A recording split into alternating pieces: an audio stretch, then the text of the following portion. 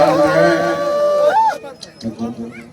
आप समझ रहे जान रहे हैं कि चुनावी साल है और बहुत ऐसे कार्यक्रम रहता है, बहुत जगह जाना आना रहता है। अभी हमें मोतिहारी जाना है मुजफ्फरपुर होते हुए, कल वाल्मीकि नगर जाना है। 10 तारीख और 11 तारीख को पार्टी के राष्ट्रीय कार्यकारिणी का सम्मेलन है हमारे वाल्मीकि नगर में, वो कार्यक्रम के लिए जा रहे हैं। और आप लोगों ने निमंत्रण दिया और आप लोगों के बुलावा पे हम यहाँ पे आए हैं और आपने निमंत्रण दिया, इसके लिए बहुत बहुत धन्यवाद देता हूँ। कभी हम लोग कल्पना भी नहीं कर सकते थे कि आप लोगों का प्यार, सहयोग, आशीर्वाद इस तरीके से हम लोगों को मिलेगा, लेकिन हम सही रास्ते पे चल रहे हैं, सही रास्ते पे सही काम कर रहे हैं। इसके लिए आप लोगों का प्यार हमारे ऊपर बना हुआ है, ये मैं जानता हूँ। तो पूजा पाठ जो है हम लोग हमेशा करते आ रहे हैं, हमारे पूर्वज ने भी पूजा पाठ करते आए हैं, हमारे कुल देवता को हम लोग पूजा पाठ करते आ रहे हैं।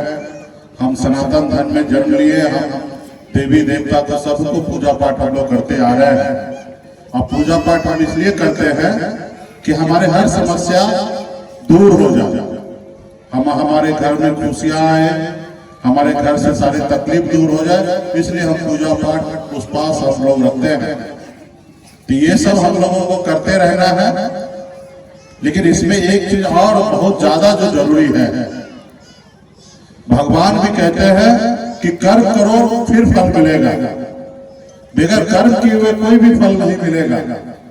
तो हम इंसान इस संसार में आए हैं, तो आपको पैर दिया भगवान, हाथ दिया है, सोचने के लिए दिमाग दिया है, तो उसको हम लोगों को इस्तेमाल करना है।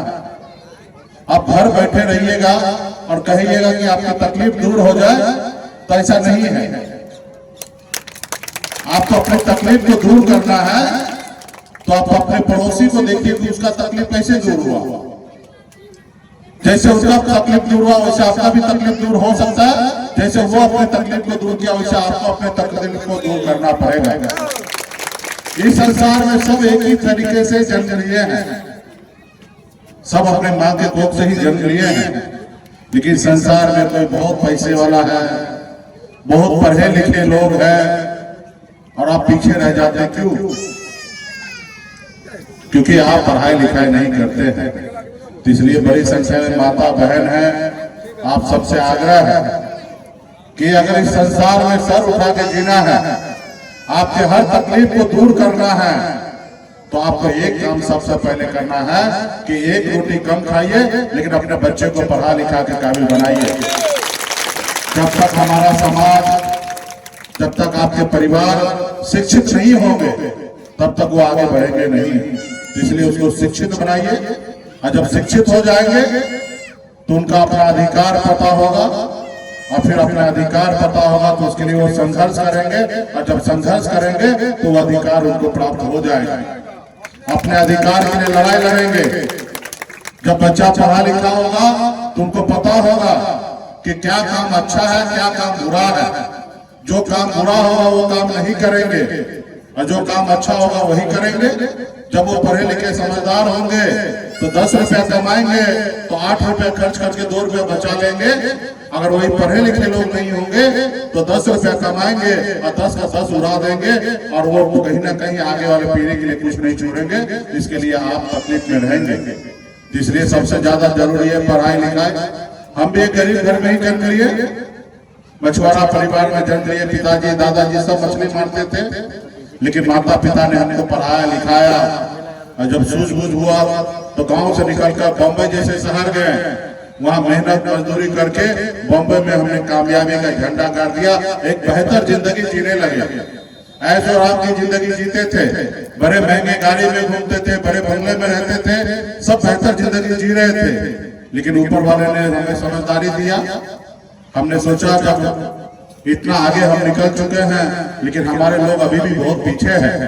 लोग चांद पे घर बनाने के लिए सोच रहा है, लेकिन इस धरती पर हमारे लोगों के लिए रहने के लिए घर नहीं है। और फिर बॉम्बे का घर छोड़कर, परिवार को छोड़कर, बच्चे को छोड़कर आपके बीच में पिछले 10 सालों से मैं लड़ाई लड़ रहा हूँ अपने अधिकार के लिए। और आज बिहार में देखिए, जब आप और हम लड़ाई लड़ रहे हैं जब आपने हमें अपना भाई, आपने अपना बेटा, आपने हमें अपना नाना नेता माना, तो आज बिहार में आज हम लोगों से डरने लगा और घबराने लगा, वो भी देश के प्रधानमंत्री। आज हमारी लड़ाई है, आज हमारी लड़ाई है कि हमको रिजर्वेशन चाहिए, आरक्षण चाहिए। आज हमारे बच्चे पढ़ लिख कर थोड़ा आगे बढ़ जाते हैं, लेकिन उनको नौकरी नहीं मिलता है।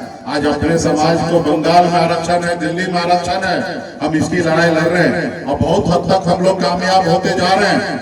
आने वाला समय में 2, 4, 5 साल और लगेगा, हम लोग कामयाब होंगे। लेकिन इसके लिए सिर्फ मुकेश सहनी को अकेले लड़ने से नहीं होगा। हर एक इंसान के बेटा को अपने आने वाले बच्चे के लिए लड़ाई लड़ना पड़ेगा, उनके अधिकार के लिए लड़ाई लड़ना पड़ेगा, उनके लिए संघर्ष करना पड़ेगा। आज अपने बच्चे को पढ़ाइएगा, लिखाइएगा, अच्छा किताब खरीद के दीजिएगा, अच्छे स्कूल में भेजिएगा, तो आपको परेशानी होगा। लेकिन वो परेशानी को झेलिएगा तो वही बच्चा पढ़ लिख कर कलेक्टर बनेगा, तो आपका नाम रोशन करेगा और समाज में सर उठा के जिएगा। तो ये आपको करना पड़ेगा। और जब एक पीढ़ी हो जाएगा, एक पीढ़ी आपके आगे निकल जाएंगे, तो दूसरा पीढ़ी को फिर मुड़ के कभी देखना नहीं पड़ेगा। एक बार गरीबी से अमीरी की ओर चले जाइएगा तो फिर लौट के पीछे नहीं देखना पड़ेगा।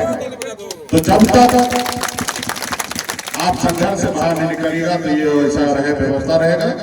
तो इसलिए मैं चाहूंगा कि अपने अपने बच्चों को पढ़ाइए, लिखाइए, समाज में भाईचारा बना के रखिए, हर जाति सभी धर्म के साथ अच्छे संबंध रखिए। किसी से बेवजह हमको नहीं लड़ना है, अपने अधिकार के लिए जागरूक रहिए, यही सब करना है।